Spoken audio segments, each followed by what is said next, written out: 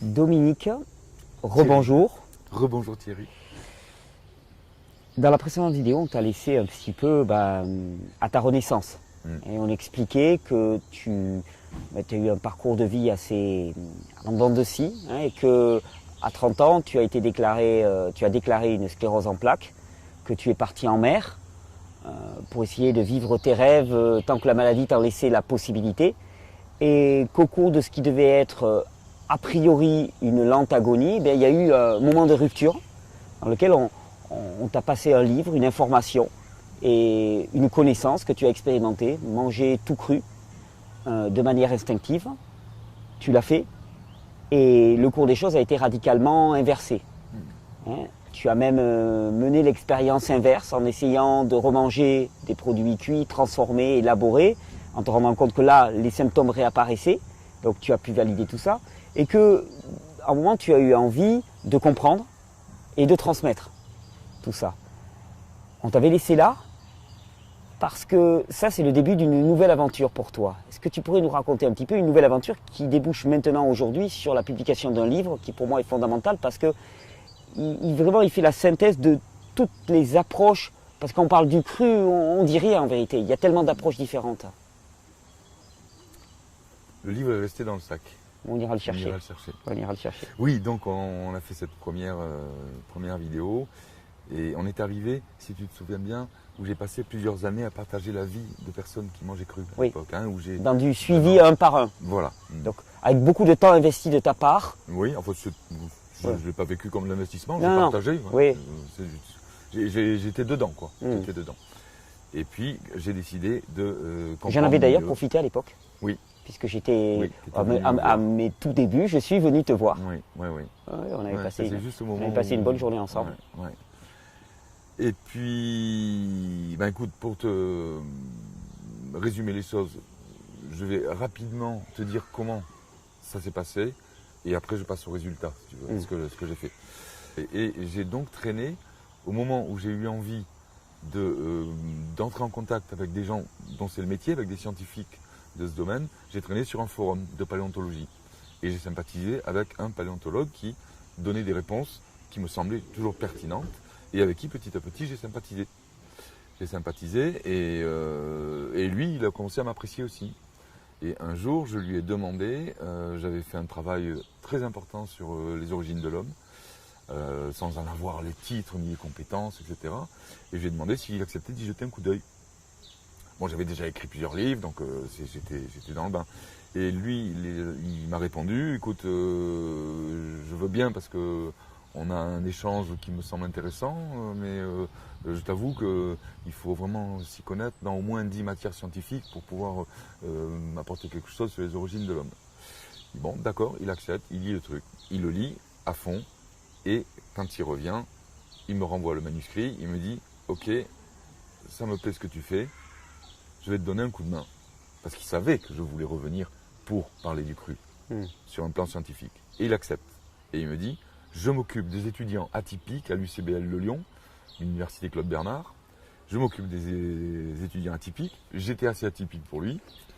Il m'a dit, viens et tu vas passer un module de paléontologie, de méthodologie scientifique et puis de géologie. J'ai passé les 3 modules.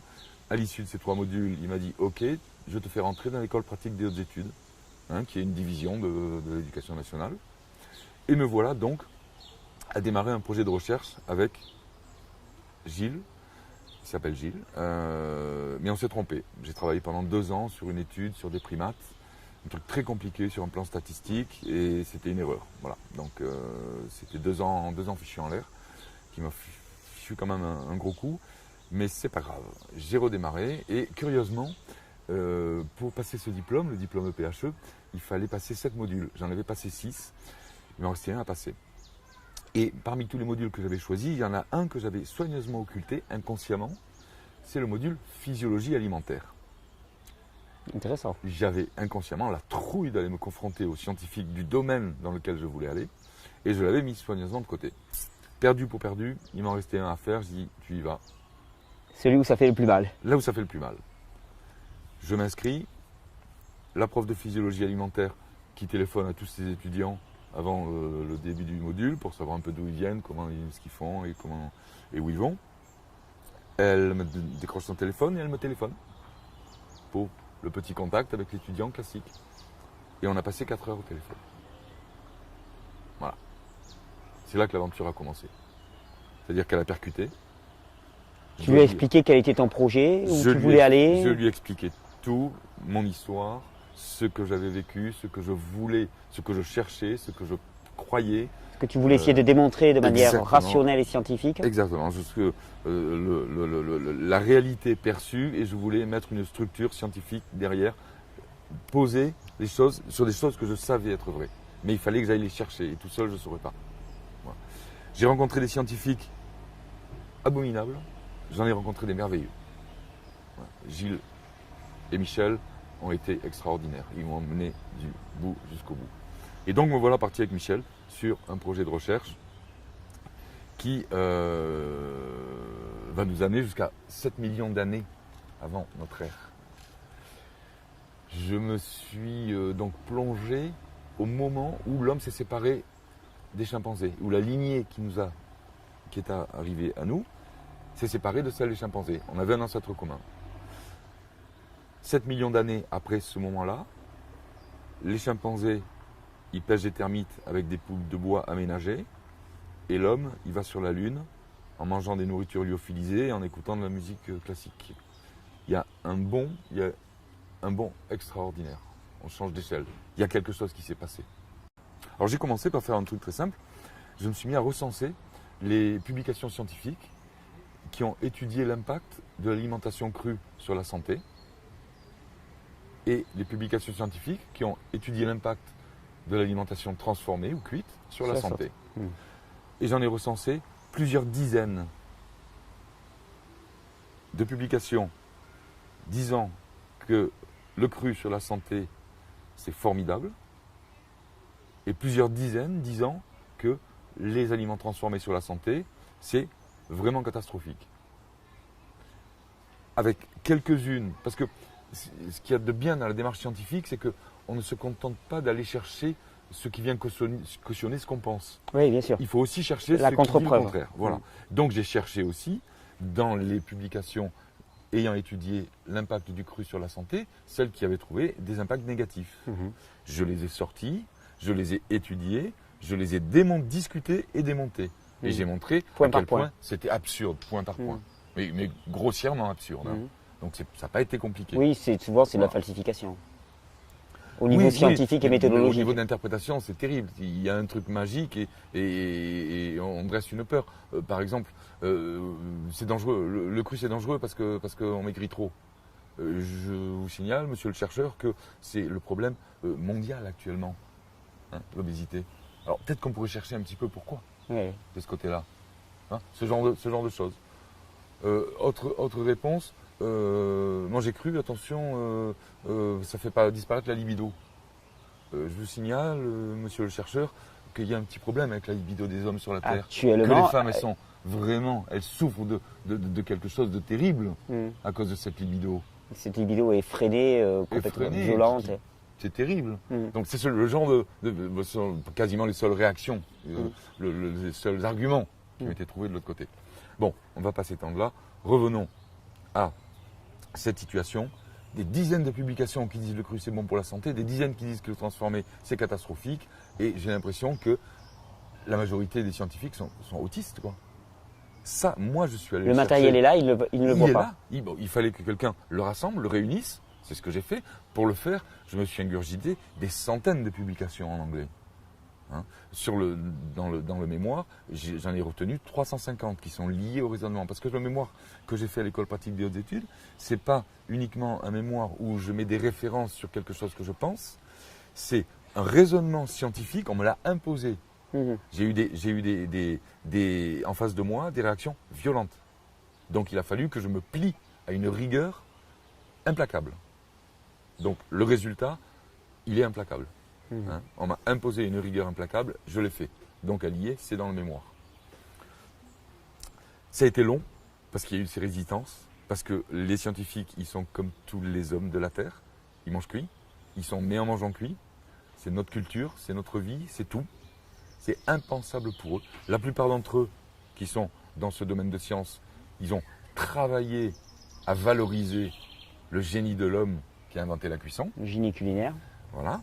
Ils ont consacré des années à montrer que c'est grâce à la cuisson que le cerveau de l'homme il a grossi, que c'est grâce à la chasse organisée, etc. Et en fait, c'est totalement faux. C'est totalement faux. Parce que l'homme qui a inventé l'outil, il était entièrement cru. Celui qui a acquis l'intelligence conceptuelle qui lui a permis de fabriquer des outils, donc de fabriquer avec des végétaux, des sacs, des paniers, de pouvoir collecter, de pouvoir changer la face du monde. Toute l'histoire de l'homme s'est bâtie là-dessus. C'est un crudivore qui l'a fait, ce cerveau-là. Tu vois ? Et d'ailleurs, il y a vraiment une frontière extraordinaire au niveau comportement alimentaire avant l'outil et après l'outil. Avant l'outil, l'homme ne pouvait vivre que à un endroit où il avait des ressources alimentaires en permanence. Et j'ai recherché, parce que ma démarche, ça a été d'étudier le système sensoriel, dont je te parlerai un petit peu après. Je suis tombé sur un système sensoriel, sur le papier, absolument extraordinaire. Oui. Qu'on ignore totalement la plupart Voilà, du temps. et on comprend même, les scientifiques ne comprennent pas pourquoi. Et puisqu'il existe, c'est que il a été créé dans un monde où l'évolution l'a fait naître. Je suis allé chercher ce monde-là. Je l'ai rencontré au carrefour de 3 environnements. Savane, forêt et un milieu aquatique. C'est là qu'il y a le maximum de ressources et que c'est dans un tel endroit qu'on peut justifier d'avoir une telle puissance sensorielle, telle que je t'en parlerai un petit peu plus tard. Et dans cet environnement-là, nos ancêtres peuvent manger, toutes les 2 heures, ils ont quelque chose à manger. S'ils veulent en sortir, aller en savane, ils ne peuvent pas survivre. Ils sont obligés de rester là. Okay ? C'est à partir du moment où ils ont l'outil qu'ils peuvent stocker. Ouais. Et à partir du moment où ils peuvent stocker, ça veut dire qu'ils peuvent aller, ils prennent des provisions et ils peuvent aller conquérir le monde. Et les premières grandes migrations tombent pile à ce moment-là. Okay ? Non seulement il y a ce point-là qui est très très fort, le deuxième point fort, c'est que c'est la première fois de l'histoire depuis leur origine, c'était il y a 2,5 millions d'années, que l'homme peut commencer à faire des mélanges en permanence. Puisque quand on stocke, on stocke et on revient au camp de base. Moi, je ramène le miel, lui, il ramène les noisettes. Moi, du miel, j'en ai saturé, j'en ai mangé jusque-là, j'en veux plus. Donc, il ne m'intéresse pas vraiment. Donc, je suis prêt à l'échanger facilement. Et je vais lui piquer ses noisettes en échange du miel. Et je vais faire des mélanges. Et là, quelque chose va changer. Sur un plan alimentaire, au niveau de la physiologie de la digestion, un truc énorme se passe. Il y a une rupture dans notre histoire. C'était il y a 2,5 millions d'années. En même temps, des choses importantes se passent sur le plan de la socialisation, puisqu'on se rend compte qu'on se retrouve avec une valeur qui n'est pas absolue, qui est relative. Une tablette de chocolat, ça vaut toujours une tablette de chocolat. Tu la mets au frigo, tu la conserves, tu trouveras toujours quelqu'un pour l'acheter. Maintenant, tu prends ta cabosse de cacao, et quand la personne n'est pas dessus et qu'elle n'en veut pas parce qu'elle n'en a pas besoin, elle n'a aucune valeur. Par contre, s'il y en a un qui en a besoin, elle reprend de la valeur. La valeur est relative. Donc, c'est toute cette histoire-là que j'ai pu faire renaître sur le comportement, sur notre histoire, l'histoire du comportement alimentaire de l'homme, qui est absolument ignorée de tous les scientifiques, à cause de ce paradigme culinaire qui est énorme. Oui, qui fait une sorte de verrou d'une certaine manière. Tout le monde pense, un paradigme, c'est ça. Les spécialistes pensent ça, tout le monde pense ça, tout le monde croit ça, c'est évident, on ne peut même pas en discuter. Le plus grand paradigme qu'on a connu, c'est le soleil tourne autour de la Terre, et tout le monde en était persuadé, c'est le soleil qui tourne autour de la Terre. Mais le jour où une personne a dit non, c'est le contraire, et la preuve, du coup ça on le comprend, ça on le comprend, ça on le comprend, c'est pour l'ensemble de l'humanité que la Terre s'est mise à tourner autour du soleil. Et là on en est à ce moment-là, nous. Quand on accepte de regarder l'importance de l'alimentation crudivore pour l'homme, et particulièrement l'alimentation sensorielle, d'un seul coup, il y a des dizaines de choses qui se recalent, qui se comprennent dans la santé de tous les côtés. C'est vraiment un faisceau convergent, et tu es bien placé pour le savoir. Tu n'arrêtes pas de le dire et de le vivre. Et de le démontrer et d'en parler. Donc, tout ce travail m'a amené à un petit discours de 10 minutes, un quart d'heure, qui va nous faire rentrer dans notre capot, dans notre intimité sensorielle, et de nous montrer quelque chose d'absolument extraordinaire. Et je vais te le raconter maintenant. Et je suis très heureux parce que je l'ai fait pas mal de fois, mais je ne l'ai jamais fait à toi. On est parti. Alors, l'évolution. L'évolution, la vie. L'individu, l'espèce. Un individu, pour vivre, il faut qu'il mange. Une espèce, pour qu'elle survive, il faut qu'elle se reproduise. L'évolution a utilisé des outils pour que ça se réalise. Elle utilise un système sensoriel qui va évaluer notre environnement en différents domaines. Il va y avoir un autre système à l'intérieur de notre organisme qui va évaluer nos besoins. On les appelle l'analyseur sensoriel périphérique, c'est toute la périphérie, et l'analyseur des besoins internes. Ces deux systèmes, leur travail, leur but, c'est de maintenir ce que tu connais très bien, qui s'appelle l'homéostasie. Maintenir en équilibre toutes nos constantes physiologiques. Donc, par une comparaison entre les ressources extérieures et les besoins du corps. Exactement. Et on a les retours permanents. Permanent, c'est-à-dire qu'il faut que l'équilibre soit maintenu. Dès qu'on s'écarte de l'équilibre, l'analyseur des besoins internes le signale, envoie l'info au cerveau. De l'autre côté, on a un système sensoriel qui évalue l'environnement. Alors je vais m'arrêter un petit peu sur cet environnement sensoriel. Je vais te raconter une toute petite histoire sur les 3 premiers sens. L'audition, la vision, et ensuite l'olfaction. Les autres, c'est pas trop la peine qu'on en parle. L'audition, elle fonctionne avec un type de récepteur. Un seul type de récepteur, c'est la cellule ciliée. C'est ce récepteur, ce neurone récepteur, qui va capter l'information sonore et qui va envoyer l'information au cerveau. Avec un seul, la cellule ciliée, on est capable d'analyser à peu près 34 000 sons. Différents. De les discriminer. Discriminés. 34 000 sons. C'est pas mal. Hein, c'est Mozart, c'est la plage, sur le sable, le etc. petit oiseau qu'on entend le petit modulé. oiseau, là, en ce moment. La vision, on passe à 2 récepteurs. Il y a les cônes, les bâtonnets. Les cônes pour la couleur, pour la lumière du jour, et les bâtonnets pour les ombres, ombre et lumière pour la nuit. 2 récepteurs. Entre 2 et 5 millions de couleurs. Différentes, discriminées. Discriminées. Okay. De 34 000 avec 1, on passe entre 2 et 5 millions avec 2. Balèze quand même. Et alors au niveau... La Joconde, les couchers de soleil, les lumières qu'on voit là, le vert qui est derrière nous, c'est avec ces 2 neurones. Et quand on passe à l'olfaction, Thierry, alors c'est pas 1, c'est pas 2, non, c'est pas 10, non, c'est pas 100, non, c'est pas 200, c'est 330 neurones olfactifs. Différents. 330 neurones différents pour prendre la mesure de l'univers olfactif dans lequel on vit. C'est énorme. C'est d'ailleurs notre sens le plus développé. Mais à une des échelles mesure, voilà, colossales. une échelle colossale. Et en plus, les projections de ce sens se retrouvent dans le cortex ancien, le cerveau ancien. Les autres arrivent dans le néocortex. Donc on a quelque chose, on a un truc extraordinaire. Donc on arrive à discriminer combien de milliards. Alors, on le sait, on a longtemps pensé que c'était quelques milliers, quelques millions. Et en 2014, fin 2014, une manipulation, une manip vachement élégante, une étude qui a été faite avec des odeurs complexes de 3, tu vois, qu'on fait sentir à 20 personnes et on en change une à la fois. Et on repère ceux qui arrivent à discriminer.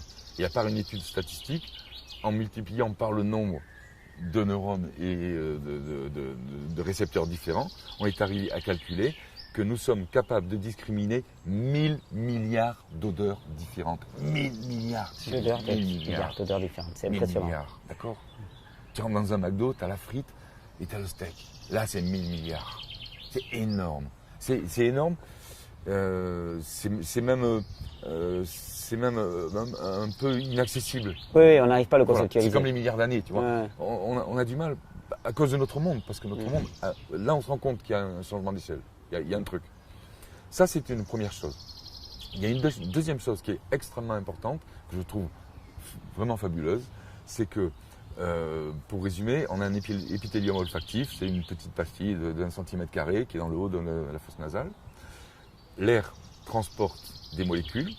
Quand j'approche un aliment de moi, le nez, c'est le premier gardien. Donc c'est lui qui va.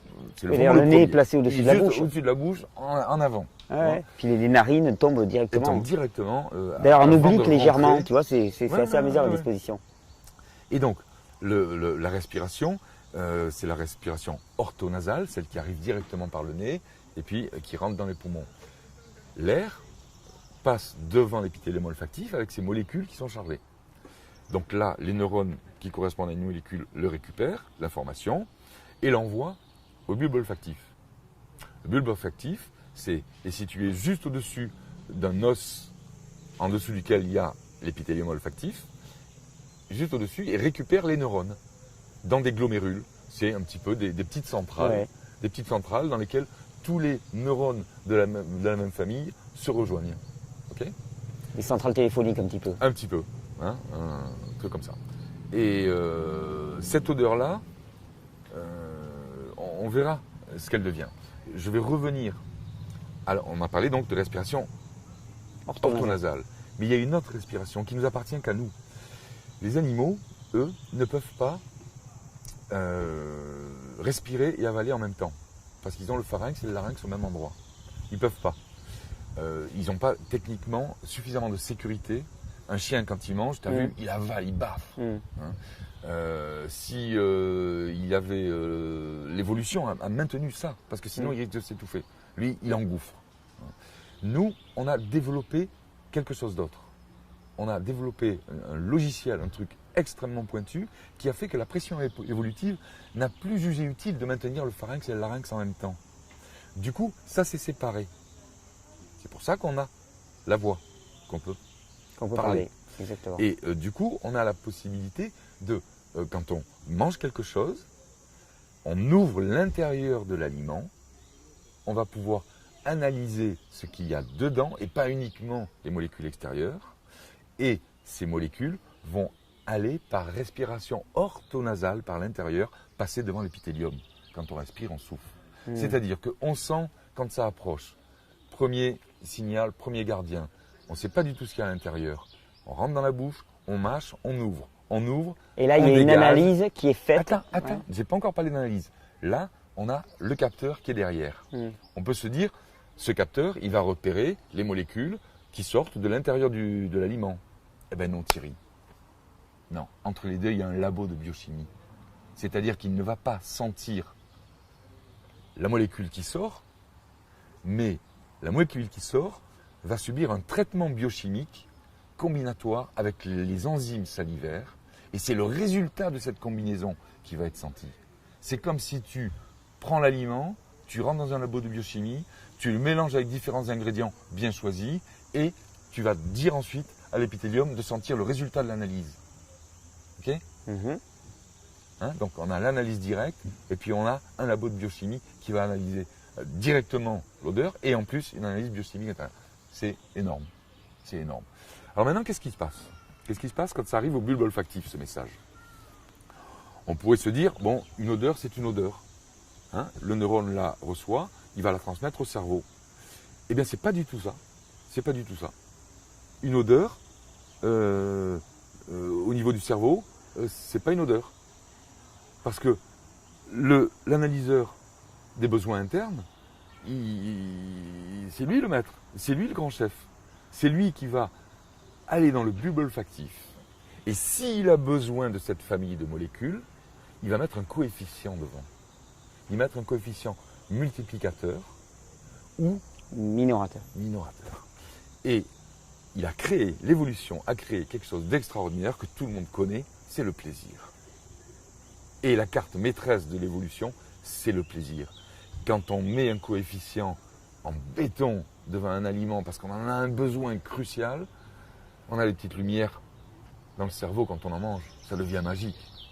Là, les saveurs qu'on peut ressentir avec un aliment cuit qui a été artistiquement élaboré par un cuisinier, n'ont rien à voir. C'est de la gnognotte. Ouais, quand il y a un besoin vraiment énorme au niveau de l'organisme, l'analyseur des besoins internes va envoyer le message, le bulbe olfactif va transformer ça, il va le faire paraître succulent, attirant, il va faire saliver, rien qu'à l'odeur.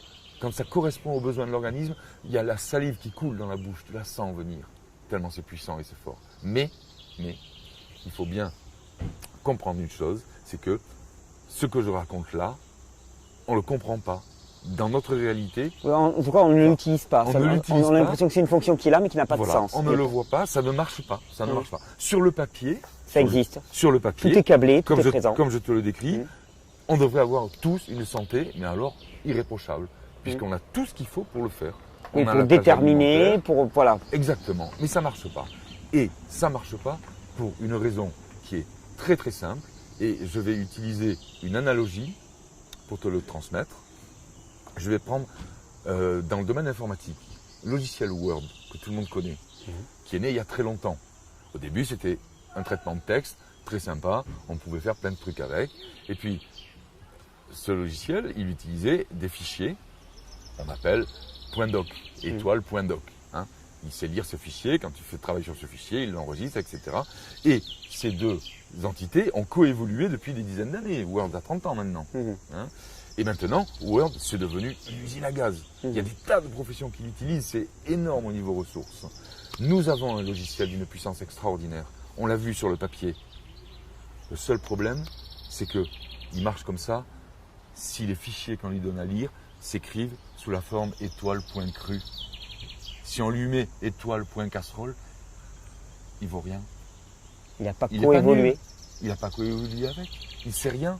Il sait faire un peu. Parce que l'histoire de l'homme est massivement Pendant des millions d'années, on a coévolué avec nos ressources alimentaires et notre système sensoriel et toute notre organisation de régulation de l'alimentation est calée sur les aliments crus natifs, c'est-à-dire sous la forme non transformée. Alors c'est une phrase un peu longue qui veut dire il faut qu'on les consomme sous la forme sous laquelle on les trouve dans la nature sans y avoir touché. Avec une artificialisation la moindre possible. Zéro. Voilà. Bon, j'ai préféré adopter un autre terme qui est utilisé par les allergologues, c'est le terme natif. Pour justement montrer que ça, c'est vraiment tel qu'il existe, on le prend, on le mange. Voilà. Donc ce logiciel hyper puissant, il marche avec les aliments natifs. Avec les autres aliments, mais il ne sert à rien. Non, c'est pas vrai. Il tourne mal. Enfin, il nous induit en erreur. Il marche un peu quand même. C'est pour ça qu'on peut survivre. C'est qu'il marche un peu. Quand vraiment on sature de graisse, ce sont des signaux très grossiers. Le système il dit arrête. Hein. Mais on a eu besoin d'inventer la diététique.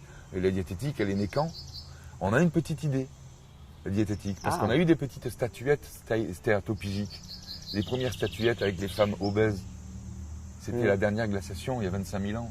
D'accord. C'est à ce moment-là qu'on a changé totalement d'alimentation, qu'on s'est mis à se baffrer de graisse, que l'alimentation cuite est devenue hyper appétante, mais on n'avait aucune régulation, on a dû inventer notre système de stop. Notre système de stop n'était quasiment plus présent. Voilà, c'était hyper attirant, c'était irrésistible. Voilà. Et c'est bien l'objectif du cuisinier. Oui, d'ailleurs, c'est le dilemme actuel. C'est-à-dire qu'on a à la fois des trucs qui nous attirent en permanence et sans limite, et puis de l'autre côté, on a un discours diététique qui dit « Oh, il ne faut pas manger, pas plus, pas trop sucré, pas trop gras et tout ». Et toi, tu es entre les deux, tu es complètement déchiré. Et il n'y a plus de plaisir, il n'y a que de la coercition. Et ça, c'est pas normal. Voilà, mais au départ, il y a une volonté d'exploiter le plaisir pour le plaisir sans fonction. Le plaisir a une fonction. Oui. Voilà. L'art pour l'art, c'est comme le plaisir pour le plaisir. Oui, et le cuisinier, son grand kiff, quand il a réussi, c'est de l'art. Il arrive à rendre quelque chose bon, même si les gens n'en ont pas besoin, et que ce soit bon pour le maximum de gens possible. Et puis qu'on en ait envie tout le temps. C'est vraiment sur un plan sensoriel. Tromper l'instinct complètement. Complètement.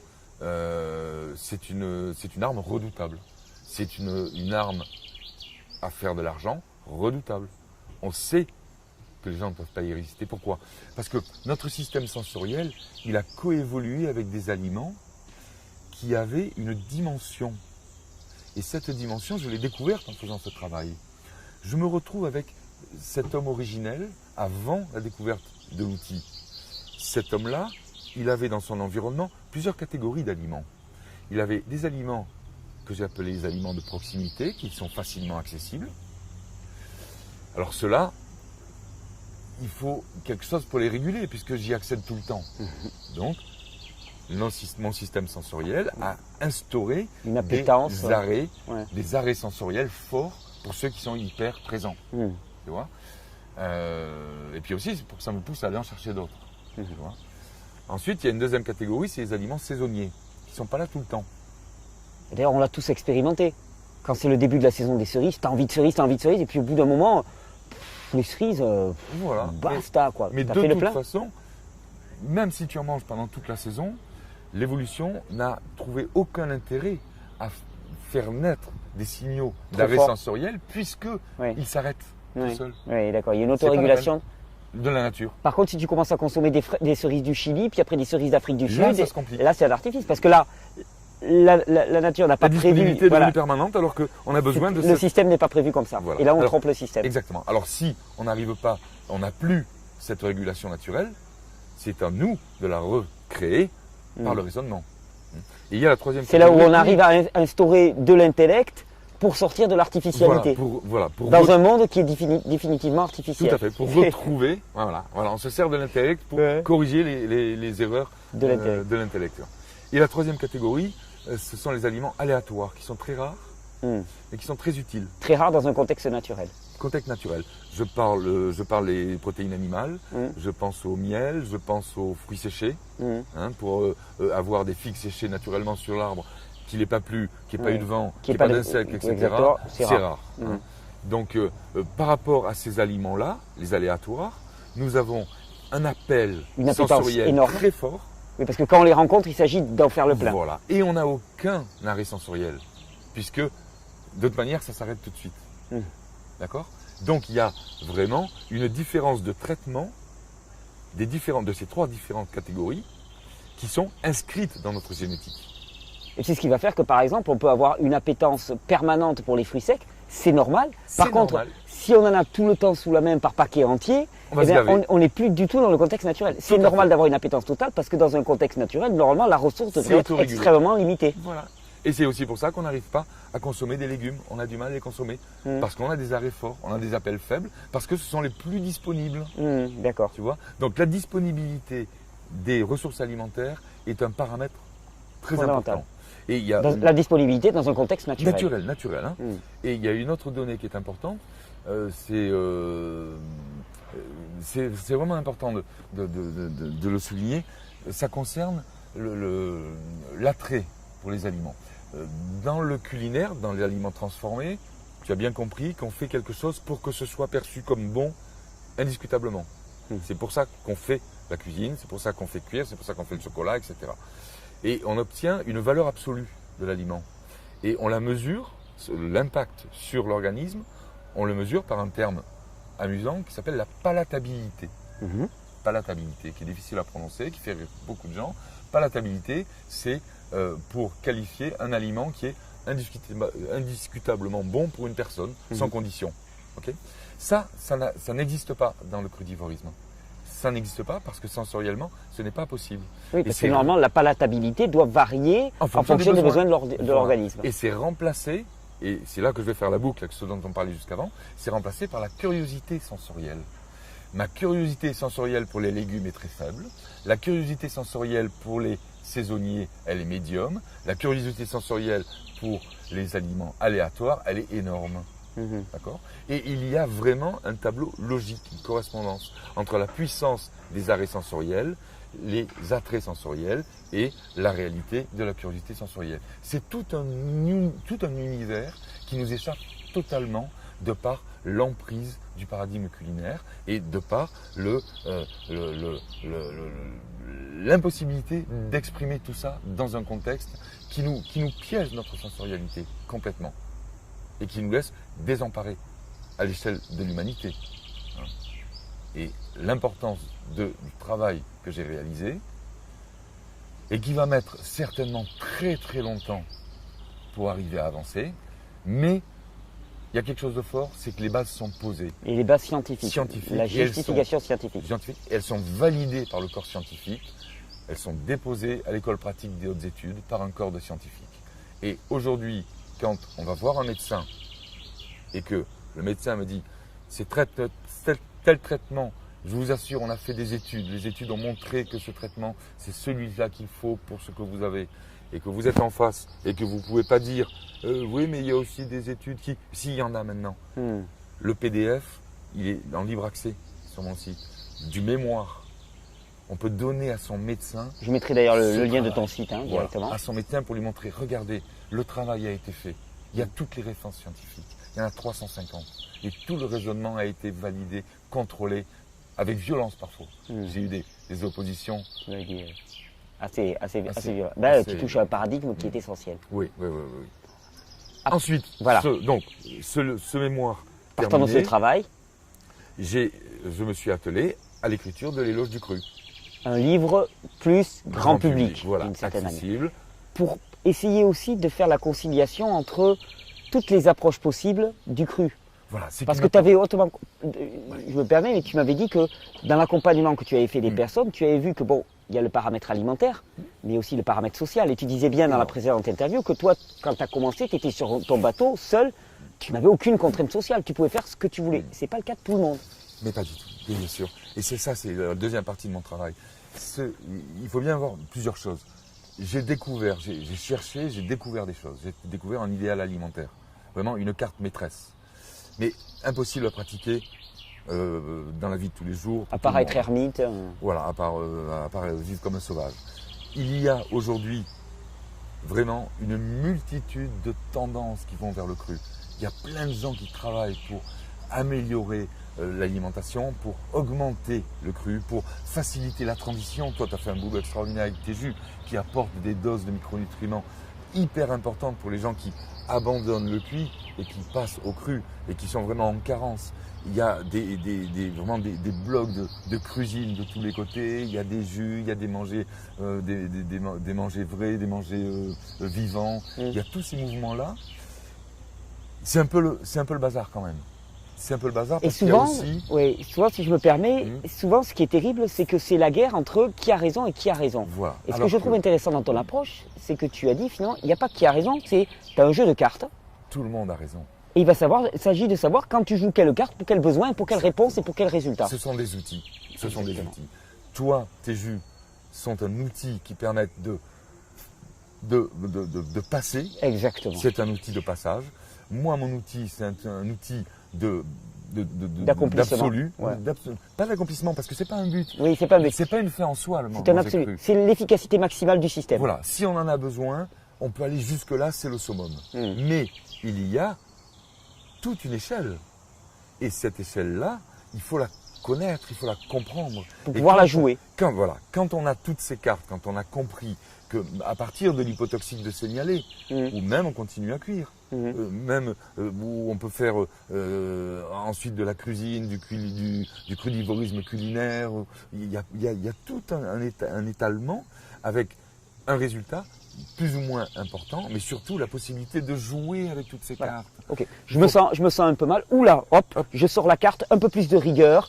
Je commence à manger des aliments séparés, sans mélange. Ok, je suis bien, je suis avec des amis, c'est le côté social que je privilégie. On fait des mélanges et tout. Et puis le lendemain, je joue.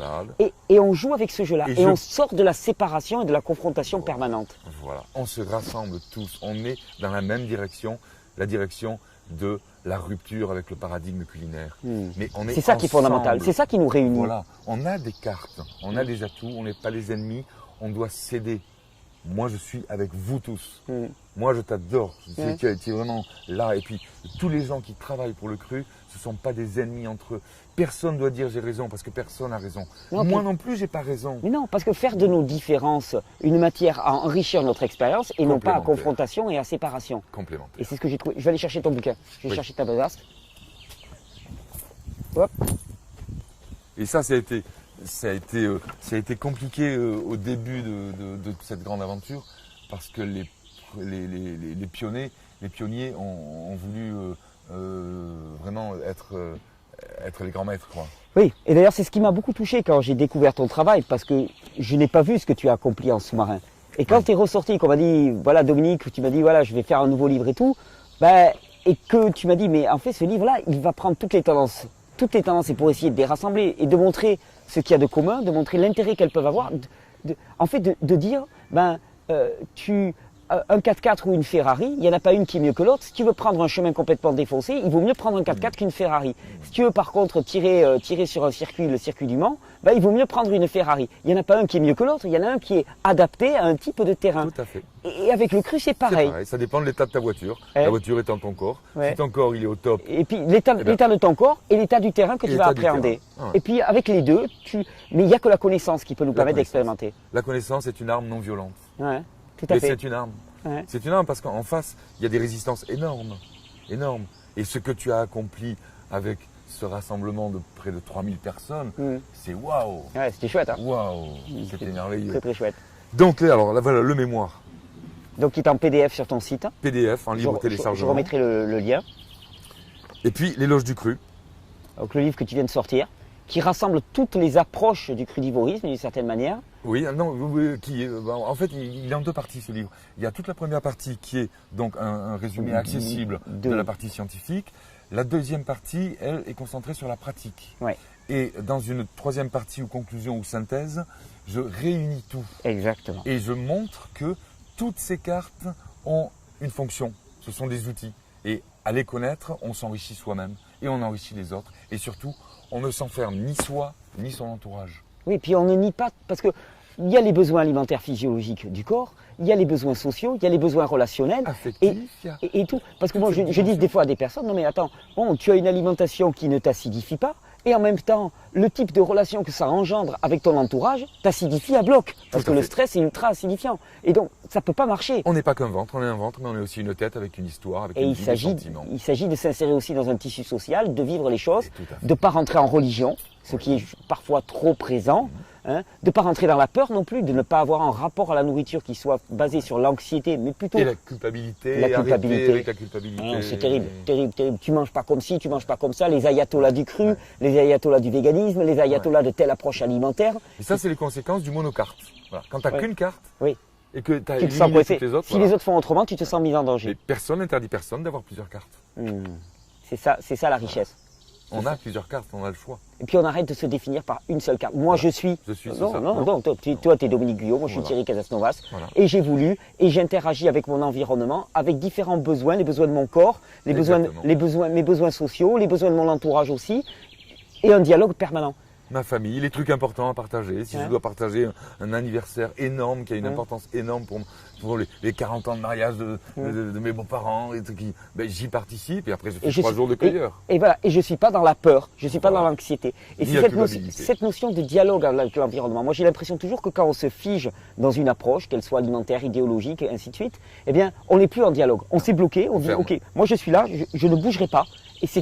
Et on essaye de conformer notre environnement à ce que nous pensons. Donc on exerce une violence sur l'environnement. Alors que là, on est en dialogue. Ok, quels sont tes besoins? Quels sont mes besoins? Ok, comment est-ce qu'on peut s'accorder? Comment est-ce que ça peut marcher? Ok, j'ai dû faire un compromis et aller vers toi. Bon là maintenant, je vais avoir besoin un petit peu de tenir compte de mes besoins. Et par ce dialogue permanent, cet aller-retour. Et ça, c'est faisable, ça marche. Mais ça marche très bien. Ça marche. Et d'ailleurs, c'était agréable lors de ces rencontres de voir que finalement, il n'y avait pas une unicité de pratique alimentaire. Il y avait tout. Et d'ailleurs, ça m'a beaucoup touché parce que je me suis demandé s'il y allait avoir les ayatollahs du cru qui allaient poursuivre les gens qui amenaient des petites préparations un petit peu transformées, cuites pour leurs enfants, par exemple. Et il n'y a rien eu de ça.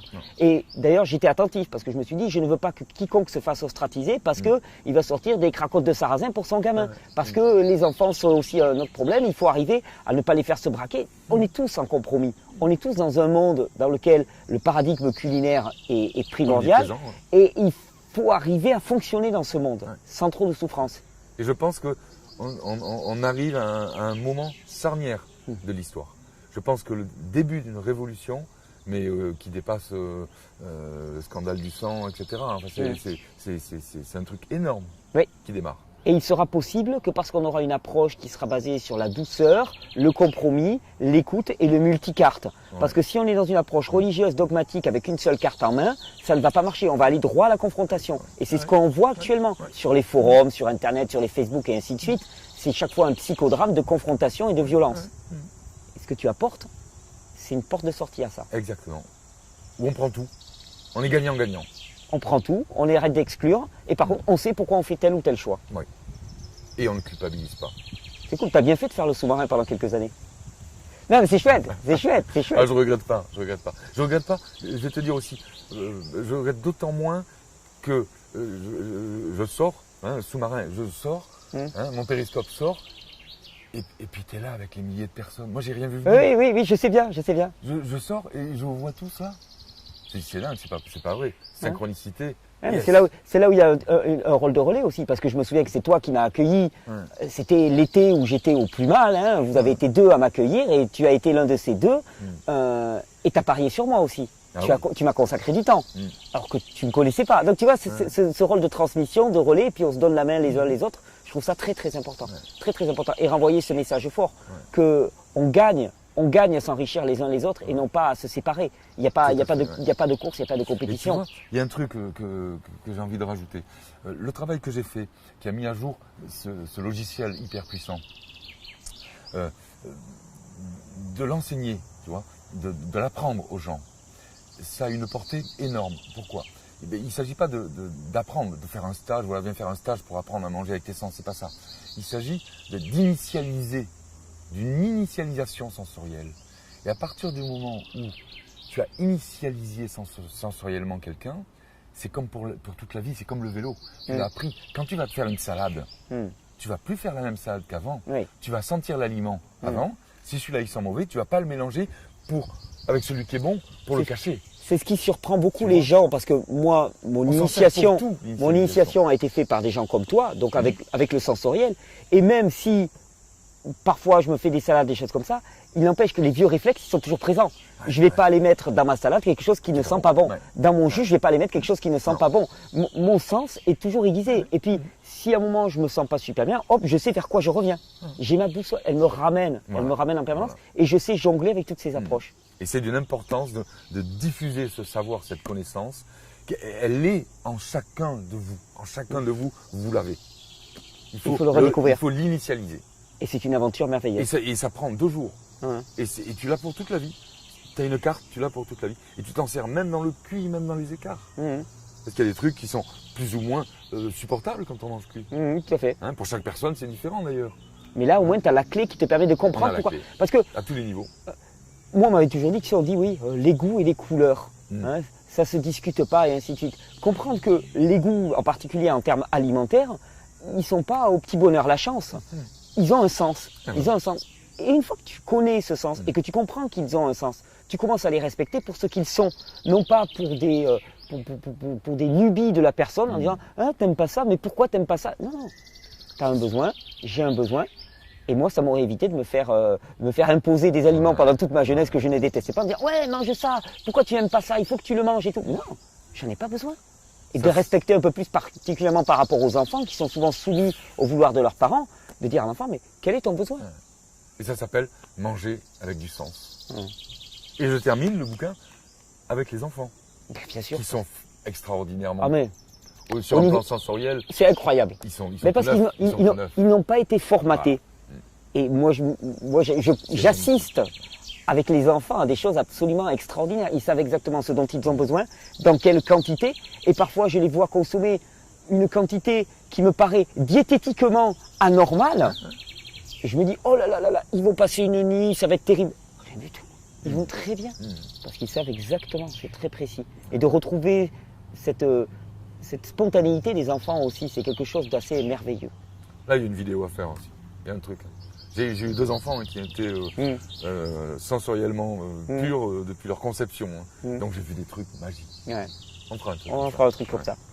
Dominique, je crois qu'on a tout dit. On a fait le tour. Je suis très heureux de faire délibérément la publicité de ton travail. Quand 10 ans après, il y a le périscope de Dominique Guyot qui ressort la tête, c'est pour nous donner quelque chose de très très bon.